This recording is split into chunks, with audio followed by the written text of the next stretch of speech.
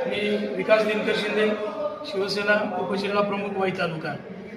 खऱ्या अर्थाने नुकत्याच झालेल्या नगरपालिका निवडणुकीत या ठिकाणी अर्ज माघारी घेतला म्हणून त्या ठिकाणी पक्षातून माझी हकालपट्टी केली असा काल मेसेज या ठिकाणी जिल्हा प्रमुख रणजितसिंह भोसले यांच्याकडनं व्हायरल करताना मला त्या ठिकाणी पाहायला मिळालं।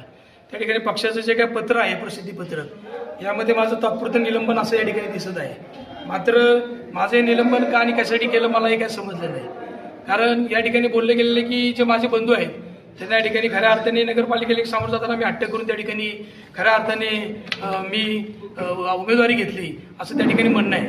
पण माझं म्हणणं सांगणं आहे की आदरणीय साहेबांनी गेले 48 तास अगोदरच फक्त मला सांगितलं की आपण या ठिकाणी शिवसेना पक्षाचे उमेदवार म्हणून या ठिकाणी लढायचं आहे आणि साहेबांच्या शब्दाला मान देऊन खऱ्या अर्थाने त्या ठिकाणी मी फॉर्म भरलेला आहे।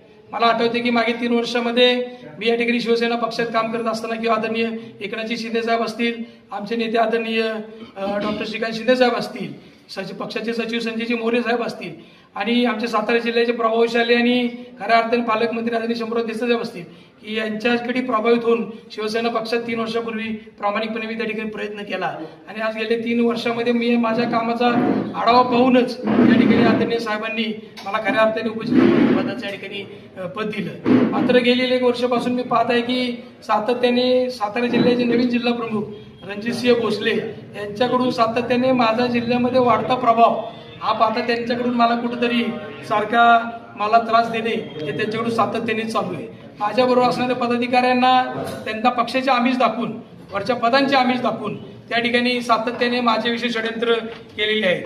काही महिन्यापूर्वीच माझ्या विरोधात माझ्या कार्यकर्त्यांना बरोबर घेऊन जनमतच्या माध्यमातून पदाधिकाऱ्यांच्या ठिकाणी माझ्या विरुद्ध बातमी छापून आणली होती। सातत्याने आदरणीय साहेबांनी माझी 15 ऑक्टोबर रोजी माझ्या त्या ठिकाणी साहेबांनी सातारा जिल्ह्यावरती जो काय मेळावा झाला त्यात 105 शाखा आणि शाखा प्रमुख केल्याबद्दल आदरणीय साहेबांनी माझी खऱ्या अर्थाने त्या ठिकाणी सत्कार केला होता।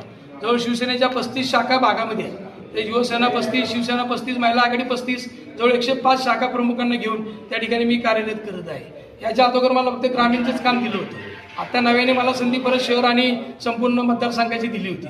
मात्र पुन्हा एकदा माझ्यावरती कुरबडी करून साहेबांनी मला जे काय पत्र दिलं होतं त्या पत्राच्या विरोधात पुन्हा जाऊन या ठिकाणी जिल्हा प्रमुखांनी माझी परत फक्त तालुक्यावरती उपजिल्हा प्रमुख, म्हणजे महाराष्ट्रात एकमेव उदाहरण असेल की तालुक्याला उपजिल्हा प्रमुख, जिल्ह्यावरती उपजिल्हा प्रमुख होता, ठीक आहे, मला साहेबांनी विधानसभेचं जिल्हा प्रमुख पद दिलं होतं। मात्र यांनी पुन्हा एकदा जाऊन 8 तारखेला उपजिल्हा प्रमुखचं पद आणलं आणि अशा असताना या ठिकाणी फक्त एकट्या जिल्हा प्रमुखाच्या सांगण्यावरून सातत्याने मला ठिकाणी डावलं जात।